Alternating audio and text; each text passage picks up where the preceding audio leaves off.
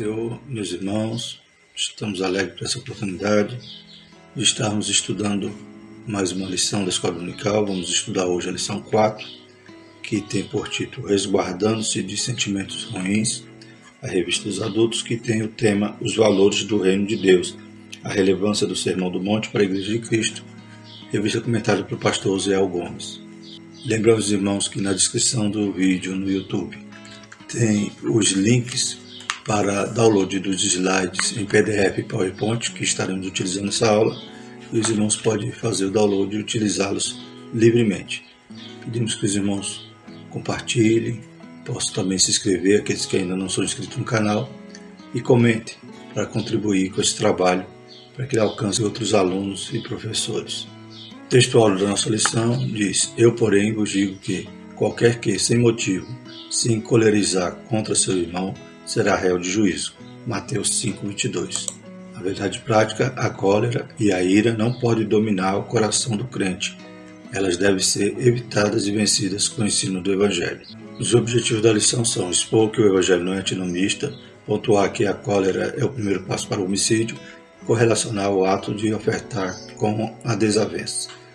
Então, continuando o estudo sobre o Sermão do Monte, hoje estaremos entrando nessa parte em que Jesus começa a apresentar os mandamentos e demonstrando ali o princípio que estava naquela lei, revelando então que não bastava apenas aquela interpretação superficial que os fariseus faziam. Nós vimos na lição passada que o nosso Senhor Jesus ele não veio abrogar a lei, ele veio cumpri-la. E agora ele demonstra que, em oposição ao pensamento dos fariseus, que, por exemplo, hoje estaremos estudando o sexto mandamento, que é não matarás, e para o fariseu, matar seria só aquele ato de derramar o sangue, de assassinar. Mas Jesus vai demonstrar que o homicídio ele começa no coração, começa com o sentimento. Então, estaremos estudando a partir de hoje, na próxima lição também veremos um outro mandamento, que é a respeito de não adulterarás. Então estaremos aprendendo com o Senhor Jesus realmente qual era o espírito da lei. Não era só a letra, mas havia o espírito da lei que nos conduz a uma vida santa, que nos livra de estar de tal forma cometendo esses pecados a ponto de Deus não aceitar a nossa adoração, a nossa oferta, quando estamos agindo dessa forma. A leitura bíblica em classe encontra em Mateus 5, 21 a 26. Passamos à leitura. Ouviste que foi dito aos antigos, não matarás, mas qualquer que matar será réu de juízo. E porém vos digo que qualquer que, sem motivo, se encolerizar contra seu irmão, será réu de juízo. E qualquer que chamar o seu irmão de raca, será réu do sinédrio. Qualquer que lhe chamar de louco, será réu do fogo do inferno. Portanto, se trouxeres a tua oferta ao altar, e aí te lembrares de que teu irmão tem alguma coisa contra ti, deixa ali diante do altar a tua oferta e vai reconciliar-te primeiro com teu irmão, e depois vem e apresenta a tua oferta. Concilia-te depressa com teu adversário, enquanto estás no caminho com ele, para que não aconteça que o adversário te entregue ao juiz, o juiz te entregue ao oficial e te encerre na prisão. Em verdade te digo que de maneira nenhuma sairá dali, enquanto não pagares o último centavo. A introdução da lição diz: nessa lição aprenderemos com o Mestre Divino que o Evangelho não é antinomista, a partir da explicação desse conceito, que a cólera é a antessala do homicídio e que, para devotar a nossa vida a Deus, precisamos nos reconciliar com o próximo. Veremos que o nosso Senhor colocou em alta conta o valor da pessoa humana, e por isso a seção bíblica de Mateus 5, 21 a 26 será objeto de nosso estudo. Então, lembrando que o Sermão do Monte ele está nesses capítulos de Mateus 5, 6 e 7. É um desafio para cada aluno, para cada professor, ler e reler esses capítulos, para que toda essa instrução de Jesus possa estar viva em nossos corações à medida que vamos aprendendo durante o trimestre sobre esse sermão. O primeiro ponto da nossa lição é o Evangelho não é antinomista. Então, na imagem aí já traz essa mensagem, alguém querendo destruir a lei, alguém querendo abolir, abrogar, coisa que Jesus não veio fazer. Jesus, como vimos na lição passada, ele cumpre a lei, E a lei também estudamos que havia ali aquelas divisões da lei em várias esferas, né? Tinha a esfera moral, a esfera cerimonial e também havia leis civis. E nós entendemos, estudamos que as leis cerimoniais e civis realmente não nos cabem, porque a lei cerimonial era o culto judaico, né? Então, o nosso culto cristão não precisa de elementos do culto judaico, como candelabro, kippah, talit, né? Então, Arca da Aliança, essas coisas, né? Deus deixou ali prescrições para os judeus construir o tabernáculo, construir o templo e adorar, sacrificar. Então, isso nós também não precisamos cumprir, porque o sacrifício de Jesus cumpriu, né, todos aqueles sacrifícios de Levítico e é um sacrifício perfeito e único, né? Então, essa parte, toda a parte cerimonial, não precisamos cumprir. A parte civil também era a lei que regiu o povo como nação e cada nação tem sua lei. Então, no Brasil, a gente viu que a nossa lei civil é a Constituição, as leis acessórias, complementares e todos os códigos. Porém, resta, né, a lei moral. Essa não inspira, essa é atemporal. Então, não podemos, de forma nenhuma, como veremos aqui, a questão do antinomista é dizer que a lei já está ultrapassada e, uma vez na graça, não temos nenhum compromisso, nenhum padrão ético moral para vivermos conforme a palavra de Deus. Primeiro ponto, o que é antinomismo, né? Então estaremos nesse ponto estudando em 3 subtópicos: o que é antinomismo, a lei e o evangelho, e o legalismo e o antinomismo, né? Veremos que há também esse outro extremo, né? Tem o antinomismo é um extremo e o legalismo é outro. Nós não podemos nem entender a um nem a outro. Antinomismo então vem da junção de 2 palavras, né? Anti, e quer dizer contra, e nomos, lei, né? 2 palavras gregas, que diz respeito, né, a tudo contrário à lei, normas e regras. Então é uma forma de viver que você não tem regramento, você vive de qualquer jeito, não livre, mas tendendo à libertinagem. A palavra traz a ideia de que os cristãos não precisam obedecer à lei moral do Antigo Testamento. Defensores antinomistas dizem que a lei não teve origem em Deus Pai e que, por isso, ela deve ser rejeitada. Há os que dizem que Deus havia determinado por decreto a existência do pecado, de modo que jamais se pode evitá-lo, por isso não há razão para a existência da lei. Por fim, outros ainda defendem simplesmente que a lei é oposta ao Evangelho. Então, há todos esses argumentos desses que pensam dessa forma, querendo abolir a lei, querendo dizer que não é compatível a lei com a graça. Mas se fosse assim, Jesus não estaria então ensinando, né, os discípulos aqui no Sermão do Monte esse padrão de vida que o súdito do reino de Deus deve viver. E uma justiça até que ela ultrapassa, né, ela tem que ser acima da justiça dos fariseus. Ou seja, os fariseus e escribas viviam ali uma interpretação fria, ao pé da letra, e, além disso, acrescentava toda a sua tradição, impondo isso, né, às pessoas, dizendo que era necessário para salvar-se. Isso é legalismo. Mas Jesus ele vem trazer, então, o princípio e aprofundar ali aqueles mandamentos da lei, mostrando que o pecado não era só quando o ato era consumado, mas ele era quando era concebido no coração, então, ou na mente, no pensamento. Então o Senhor vai demonstrar isso na lei. Por isso que o nosso padrão tem que ser mais elevado do que o dos fariseus, porque nós compreendemos o âmago, né, o princípio ali da lei, o espírito da lei, e não somente a letra. Entretanto, vemos que estes ensinos violam as Escrituras e que o antinomismo é um desvio da palavra de Deus. Lá em Romanos 6, 15, 16, lemos: pois que pecaremos porque não estamos debaixo da lei, mas debaixo da graça? De modo nenhum. Não sabeis vós que quem vos apresentardes por servos para lhe obedecer, sois servo daquele a quem obedeceis, ou do pecado para a morte, ou da obediência para a justiça? Então, de forma nenhuma viveremos no pecado. Porque uma vez livre pela graça, se voltarmos a pecar, estaremos sendo escravos do pecado. Então, nós somos servos, somos escravos de Deus, né? Ou seja, nós servimos ao Senhor e não queremos estar debaixo do jugo do pecado de novo. Então, há um comportamento, há uma vida santa que o Senhor requer de nós.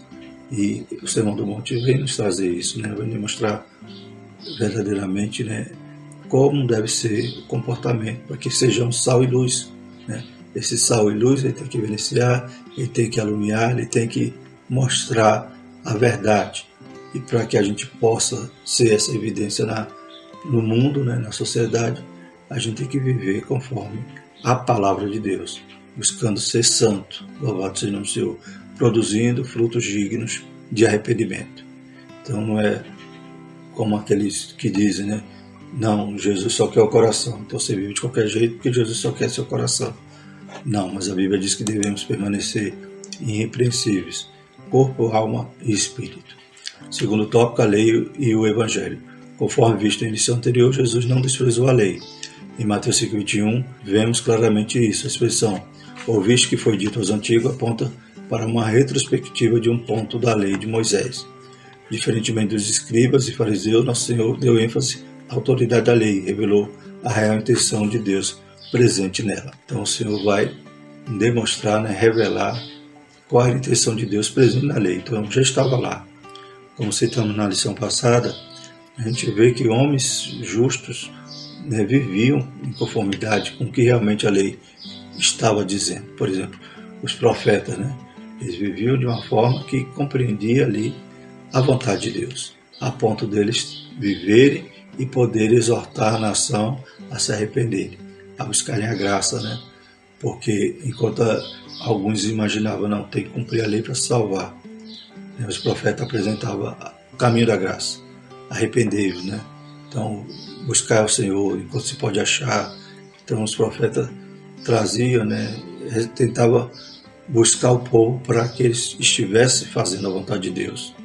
A gente vê, por exemplo, Amós, nos dias de Amós, o povo sacrificava, né, a sua adoração tinha louvores, músicos contratados, né, sacrifícios abundantes, porém Deus não se agradava, porque eles maltratavam, eles oprimiam os seus irmãos, né, eles maltratavam os pobres, trocavam o pobre por um par de sapato, oprimia. Então, não adiantava nada eles cumprir, né, a letra e não ter, né, o princípio da lei em seus corações. Então, os profetas viviam nessa realidade que a igreja hoje tem que viver, essa condição de a nossa justiça estar mais elevada do que a daqueles religiosos como os escribas e fariseus. Porque se nós não vivemos o padrão de Deus, nós estamos sendo ainda fariseus e religiosos apenas. Que Deus nos ajude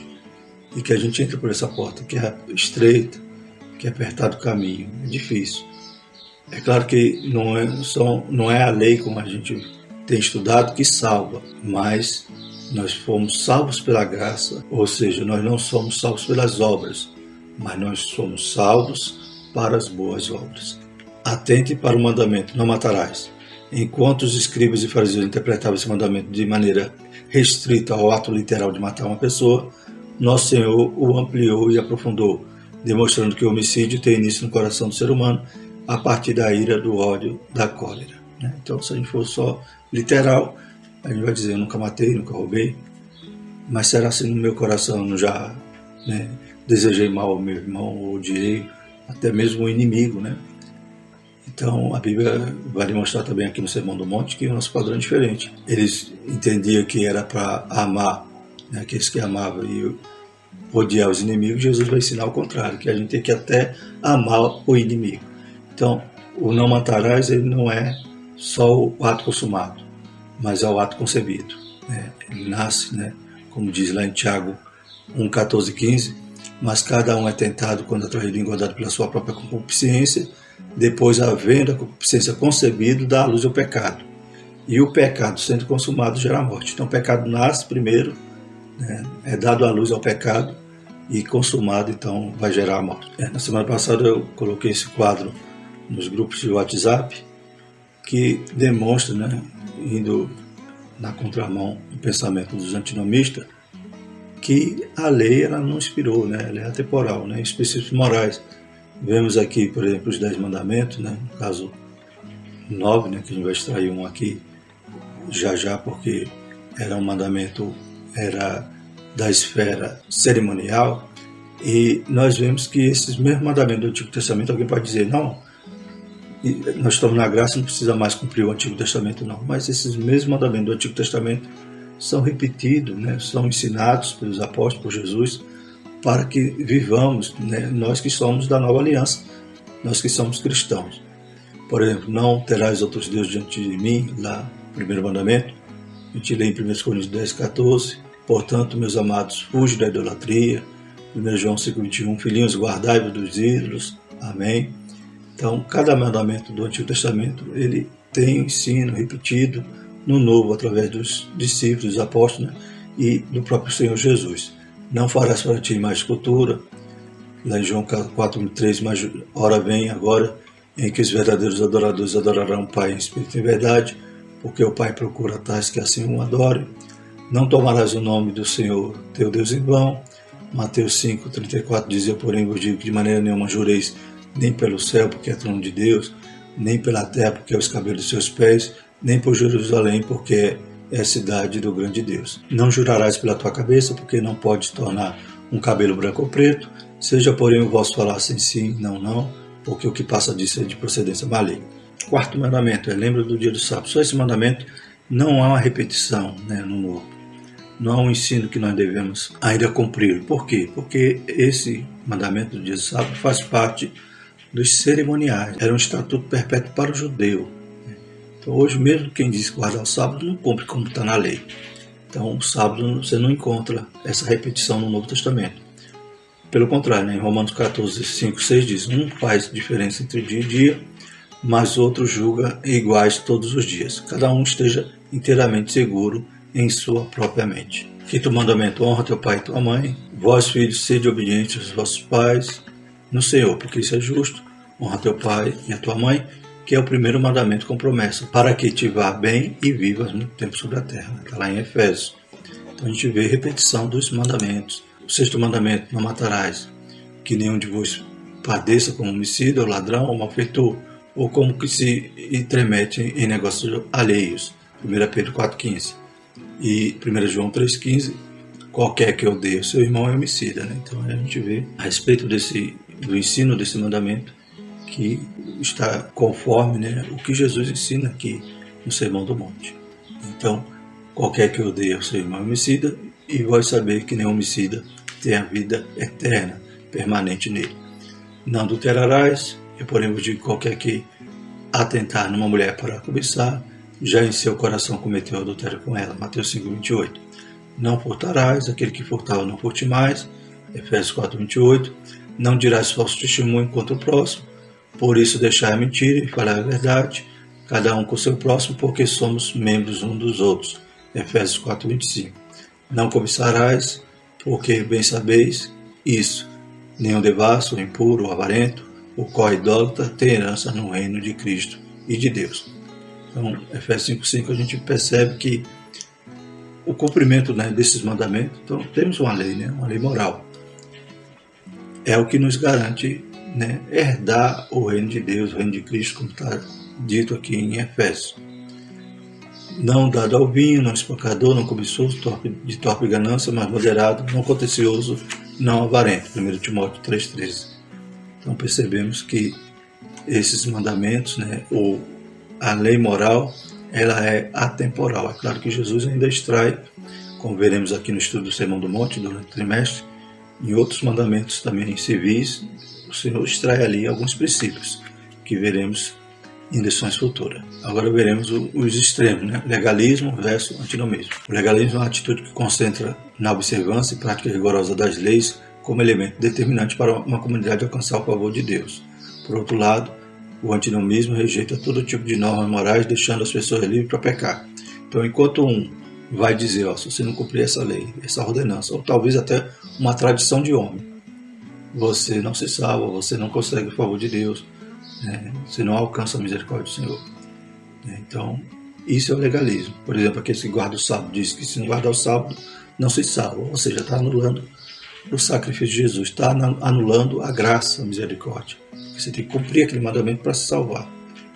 Mas, como já falamos, essa lei moral, esse padrão que Jesus ensina no Sermão do Monte, que ele requer daqueles que são súditos do reino é para aqueles que já são salvos. Então a gente é salvo primeiro pela graça para viver uma vida santa, para não perder a graça, para estar em comunhão com Deus. É claro que, por exemplo, quando a gente está estudando aqui o não matarás, se eu estiver de mal com meu irmão, se eu estiver com ira, com raiva do meu irmão, como eu posso orar a Deus, como eu posso adorar Ele? É como se meu telhado, meu céu se tornou de bronze. Minha oração não sobe, minha adoração não é recebida. Então a gente percebe que a gente precisa viver assim para estar em comunhão com Deus. Mas não foi isso que nos salvou. O que nos salva é a misericórdia, foi a graça, o favor imerecido. Então nós fomos alcançados ainda sendo pecadores. Mas precisamos estar vivendo em conformidade à palavra, em santidade, para a gente não perder a nossa herança. Já o antinomismo, como vimos, deixa a pessoa livre para pecar.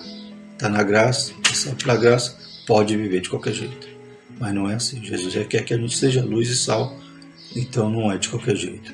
Tem que estar em evidência e tem que estar cumprindo um papel, um propósito aqui nesta terra. Assim, o legalismo foi refutado duramente pelo apóstolo Paulo. E o antinomismo fere de morte a vocação dos cristãos para a santidade. Então, lá em Filipenses 3,3, porque a circuncisão somos nós que servimos a Deus em espírito e nos gloriamos em Jesus Cristo e não confiamos na carne. Paulo ali combatendo aqueles que eram da circuncisão, que iam ali a Filipos também tentar desvirtuar a mensagem da cruz, tornando-se até, como Paulo dizia, inimigos da cruz. E 1 Pedro 1,15-16, mas como é santo aquele que vos chamou, sede vós também santos em toda a vossa maneira de viver, porquanto está escrito, sede santos, porque eu sou santo. Então, em contrapartida, enquanto eu não posso ficar me apegando a uma lei para me salvar, ou a ordenanças, ou até, como já falamos, mandamento de homens, que os fariseus faziam assim, e hoje também muitos evangélicos, muitos crentes às vezes estão também apegados a um costume, dizendo que ali vai salvar ou perder a salvação, e a gente sabe que a salvação é pela graça. E na contramão disso vem agora também que nós não podemos nem ser legalista e nem ser um antinomista, mas viver uma vida santa. E viver santo é viver um padrão, uma regra, uma lei.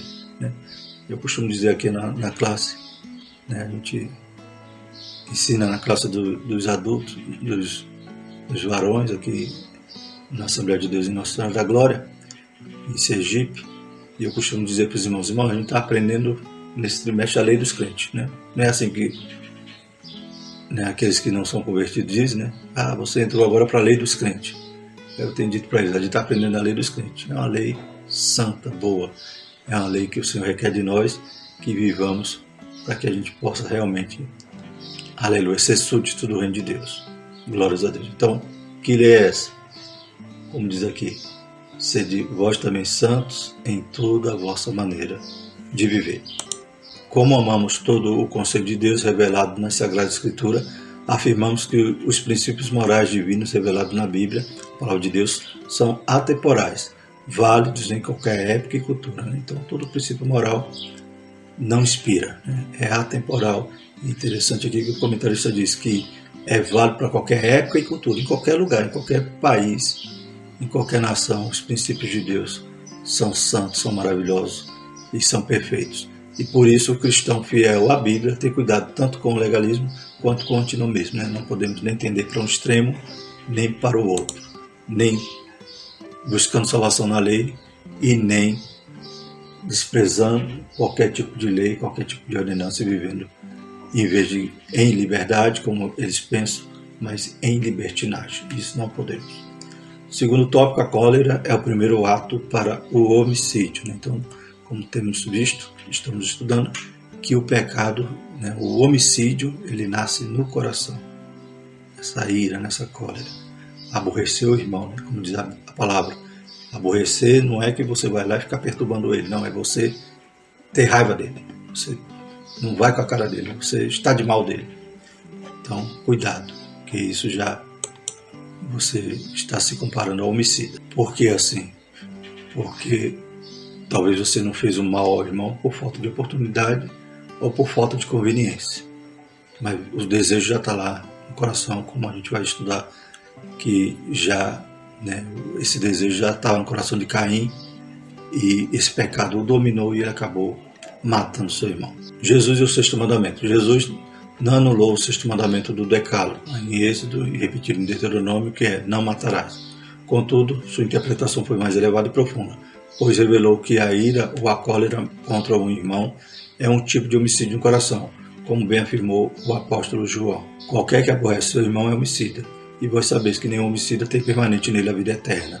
Então, pode perder a vida eterna se você morrer com esse sentimento no seu coração sem se arrepender em tempo. Não por acaso que o verbo irá no grego, em Mateus 5,22, é orgizo, que significa provocar, incitar a ira, está zangado, está enfurecido. A fúria e a ira de Caim o levaram a cometer o primeiro homicídio contra o próprio irmão. Gênesis 4,5 diz: mas para Caim e para sua oferta não tentou. E irou-se Caim fortemente e decaiu-lhe o semblante. Então, o homicídio que foi consumado ali contra Abel já havia sido concebido no coração de Caim. Ele já se irou fortemente. Lemos também lá em Gênesis 4,7, na Nova Versão Transformadora, o seguinte: se você fizer o que é certo, será aceito. Mas se não o fizer, tome cuidado. O pecado está à porta, à sua espera, e deseja controlá-lo, mas você quem deve dominá-lo. Então você vê que o pecado já estava ali, né? A concupiscência já estava gerando no coração de Caim, e ele permitiu que concebesse ali, que desse a luz ao pecado e depois consumou. Caim tinha a obrigação de dominar e não de ser dominado pelo pecado. Portanto, o sexto mandamento não envolve apenas uma sanção penal, mas elementos mais profundos como palavras, emoções, insultos e outras ações que se antecipam ao homicídio. Então veremos também aqui nessa lição que esse homicídio começa ali com a raiva, com a ira, né? Com a raiz de amargura, mas depois externaliza através de palavras, né? Você insultando. A gente vai falar aqui sobre o termo raca, né? Chamar o irmão de louco. Veremos qual era o sentido naquela época. E então esse homicídio ele já externaliza até chegar ao ponto do ato, né? do matar. A cólera no contexto bíblico. Tanto o salmista quanto o apóstolo Paulo escreveram que o servo de Deus pode irar-se, mas não deve pecar. E não peque ao permitir que a ira os controle. Acalme a ira antes que o sol se ponha. Efésios 4,26, na Nova Versão Transformadora. Então na Almeida vai dizer: irai-vos, mas não pequeis, não deixe o sol deitar sobre a sua ira. Então a gente vê que essa ira é aquela mesma que estava no coração de Caim, né? Não permitir que a ira os controle, ou seja, ela pode nos fazer daquele desejo do coração, aquele sentimento ruim, né, que é o tema da lição, né, pode nos controlar e começar a externalizar através do xingamento e através da agressão, e daqui a pouco pode acontecer o homicídio. Até mesmo pode ou a pessoa matar ou morrer, né, nesse descontrole todo. A ira é uma emoção humana, por isso na Bíblia vemos pessoas justas se irando contra o pecado, contra os atos humanos e contra o desrespeito à palavra de Deus. Então, nesse sentido, a gente vê que a ira é como um zelo, né? Uma ira, entre aspas, né? Uma ira santa. Né? Pessoas que se iraram como o próprio Jesus, que chegou ali no templo, né? E viu que estava ali, né? Aquela bagunça, né? Virou ali um comércio, e o Senhor pega ali o chicote, derruba as mesas e expulsa ali os cambistas, aqueles vendedores, e né, os próprios discípulos vão lembrar que estava escrito na Escritura que o zelo da casa do Senhor consumia, ou seja, ele estava ali, então irou-se por esse zelo, né, em relação às coisas erradas que estavam acontecendo. A mesma acontecia no coração dos profetas. Lá em Oséias 4,1 diz: ouve a palavra do Senhor, vós filhos de Israel, porque o Senhor tem uma contenda com os habitantes da terra, porque na terra não há verdade, nem benignidade, nem conhecimento de Deus. O nosso Senhor manifestou ira contra os que faziam do templo um covil de ladrões. João 2, 13 a 17, né?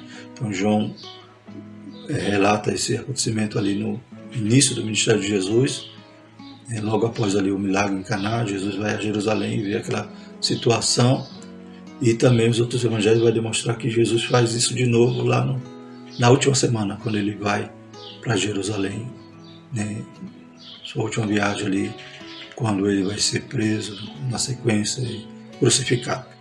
Então, o Senhor também se irava, né, nesse sentido de zelo pelas coisas de Deus. E a Bíblia, né, no sentido que a ira pode ser de origem carnal, ela vai dizer que podemos irar, mas não pequemos e não deixemos a ira ir até o outro dia, né? Então, acalmemo-nos em nosso leito e, como diz no Salmo, né, 4:4, para que a ira não amanheça conosco. Entretanto, a ira não pode nos controlar e devemos examinar se ela provém de um espírito reto, de um coração puro, ou se é uma obra da carne, né? Então, essa ira do espírito reto, do coração puro, é o zelo, né?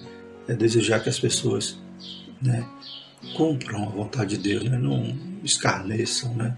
Não zombem do nosso Deus. Ou se ela é, né? Ou se essa ira também pode ser de origem da carne, a obra da carne, como diz lá em Gálatas 5:19-20, porque as obras da carne são manifestas, quais são adultério, fornicação, impureza, lascívia, idolatria, feitiçaria, inimizade, porfia, emulações, iras, pelejas, dissensões e heresias. E na parte B do versículo 21 diz: como já antes vos disse, que os que cometem tais coisas não herdarão o reino de Deus. Então, qual é o nosso alvo? Não é chegar no céu? Então, por que eu vou ficar irado?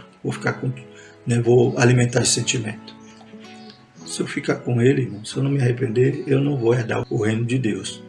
Então, eu vou perder a minha salvação.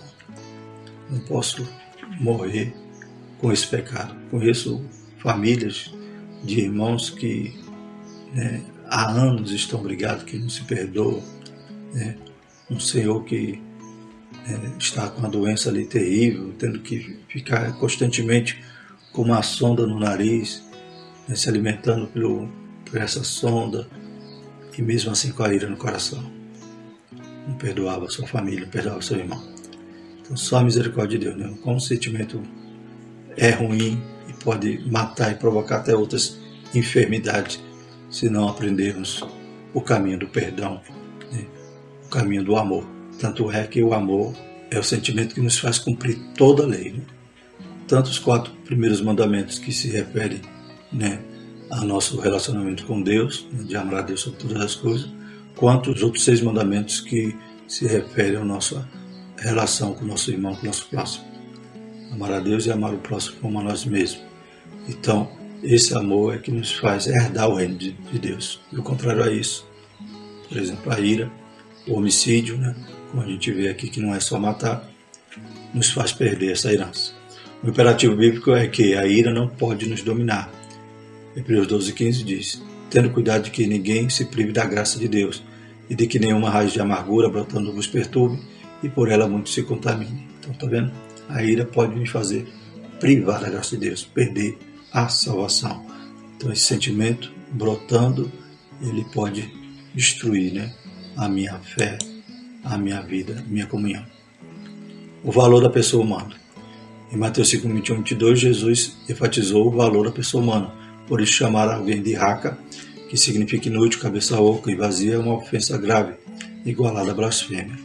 Então, interessante esse comentário, que vai nos levar a essa direção de que esse sentido, né, de que Jesus censurou, né, quando alguém está ofendendo seu irmão, né, então aquele sentimento que era ruim está no coração, começa a externalizar, começa a ofender, começa a desprezar seu irmão, né. Raca, por exemplo, é um termo aramaico que significa isso, inútil, né, significa cabeça oca, vazia, ou seja, é o mesmo que chamar hoje alguém de idiota, de imbecil, né. Então você está desprezando a vida dele, você está dizendo que ele não tem valor, né. E você amar o seu próximo é você saber que uma alma tem um valor precioso, ainda que seja aquele que te persegue, o teu inimigo. Então não cabe ao cristão, nascido de novo, ficar com essa palavra torpe na sua boca, xingando seu irmão, né, ofendendo, mesmo que ele não ouça. Mas saiu, né, a Bíblia diz que o que contamina o homem não é o que entra, é o que sai. Chamar o outro de louco, do grego moros, que significa ímpio, incrédulo, é uma conduta moralmente desprezível, né? Então, louco hoje, teríamos o sentido de alguém doido, né, lelé da cuca, mas o louco naquela época era você chamar ele de ímpio, né, de incrédulo, né? Hoje a gente até fala, as pessoas, né, É como a saudação, né, que a gente sempre fazia, tomara que não venhamos mais a fazer, que era, né, saudamos aos irmãos com a paz do Senhor e aos incrédulos, né, com uma boa noite de salvação. Né? Então, é uma ofensa, né? Você está xingando ali, está dizendo que a pessoa não tem jeito, que a pessoa é uma perdida. Está desprezando ali, né, o valor daquela pessoa. A gente tem que valorizar todos, porque Deus amou a todos. Né? Deu seu Filho unigênito para salvar o mundo todo. Basta eles, aleluia, ouvir a voz do Espírito Santo, ser convencido do seu pecado, da justiça e do juízo e se entregar ao Senhor Jesus. Então, são todos almas com valor do sangue de Jesus. Observe, para quem manifestasse esse tipo de comportamento, o fim era se tornar réu do sinédrio e receber a condenação para o fogo do inferno, do grego Gena, respectivamente. Né? Então, Jesus demonstra, né, que essa situação de externalizar sua raiva, né, poderia te levar ao sinédrio. Né? Naquela época, se alguém xingasse alguém de louco, de raca, poderia ser acusado, ir para o sinédrio para ser julgado. Né?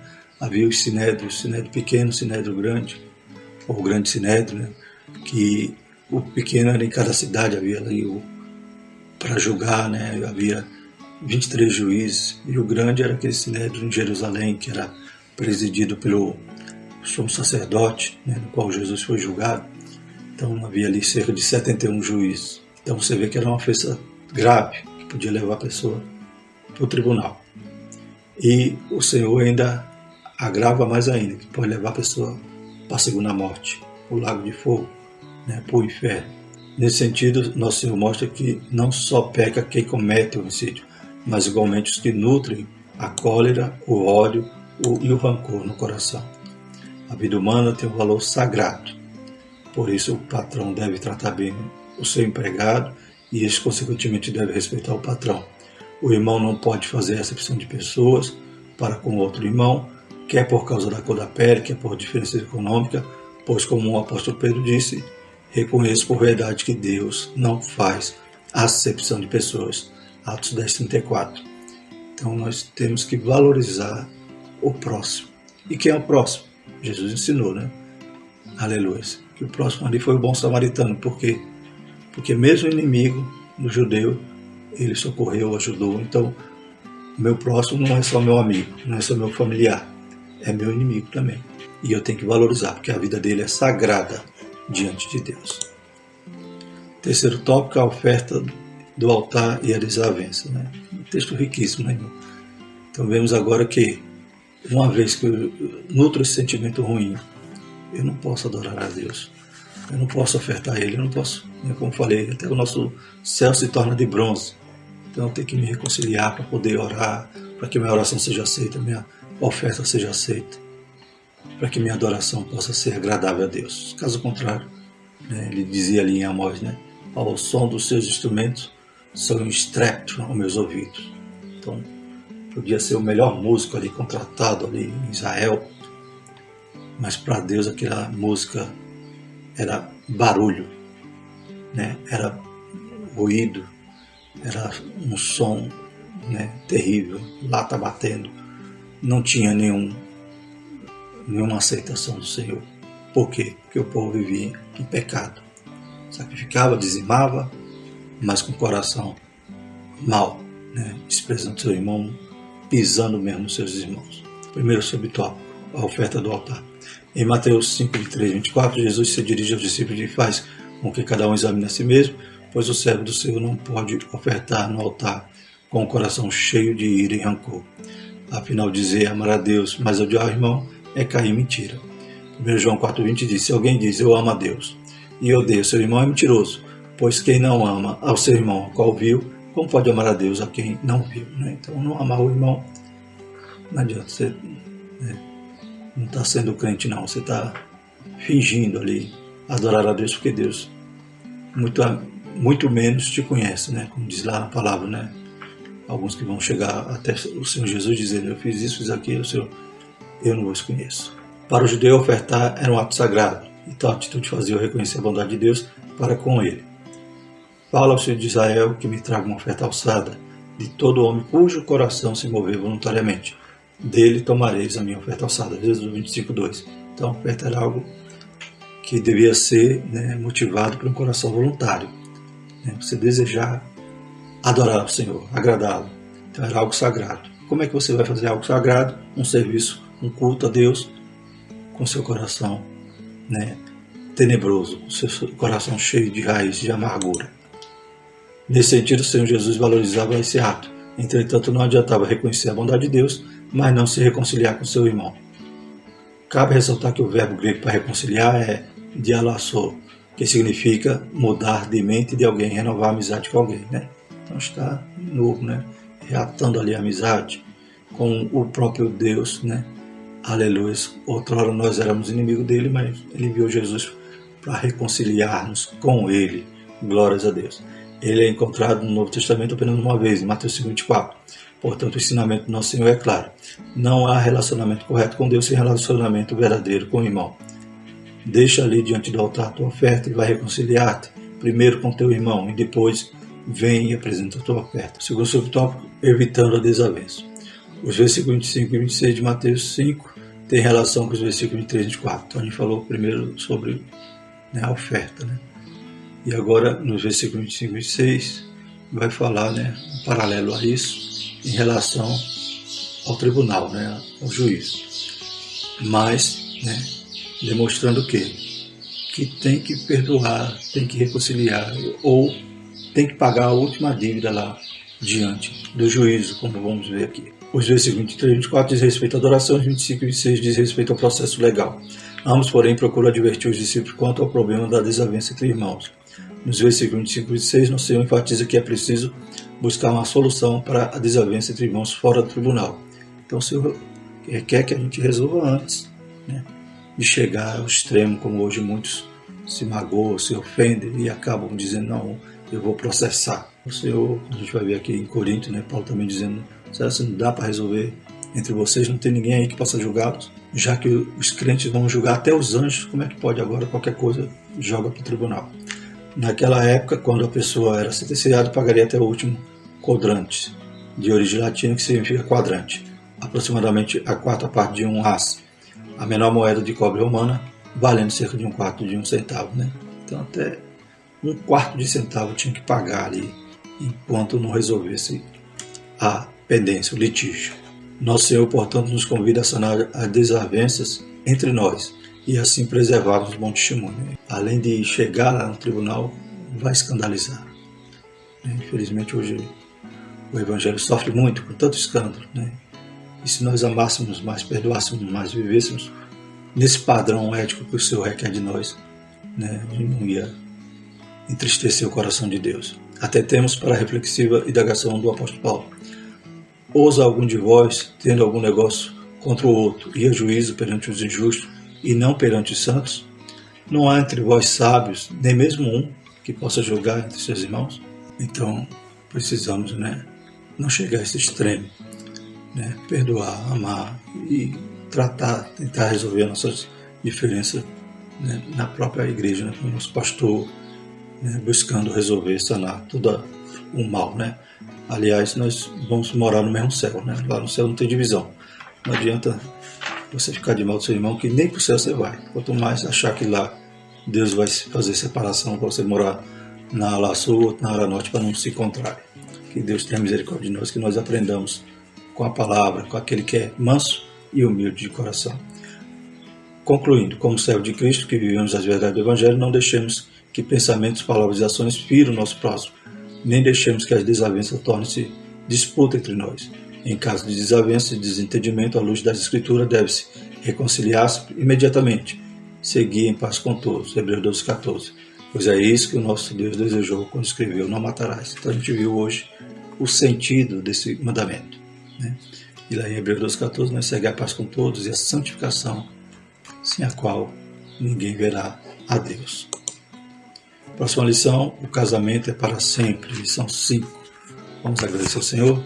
Maravilhoso eterno Deus, te louvamos, te agradecemos por esse momento, Pai, por essa palavra. Que o Senhor possa, Pai, ir transformando nossos corações, Pai. Tira toda a ira, todo o rancor, Pai, toda a amargura, Senhor Jesus. que nós venhamos até a ter que sofrer algum dano, mas que nós não venhamos a cometer nenhuma injustiça. Que Deus nos ajude, Pai, nos santifique, que possamos agradar o Teu coração vivendo conforme a Tua palavra, Pai. Abençoa, Pai, todos aqueles que acompanham a escola dominical. Dá um domingo abençoado, cheio da Tua graça, do Teu poder. Em nome de Jesus. Amém. E que a graça do nosso Senhor e o amor de Deus e a comunhão do Espírito Santo permaneça sobre nós, hoje e para todos sempre. Amém.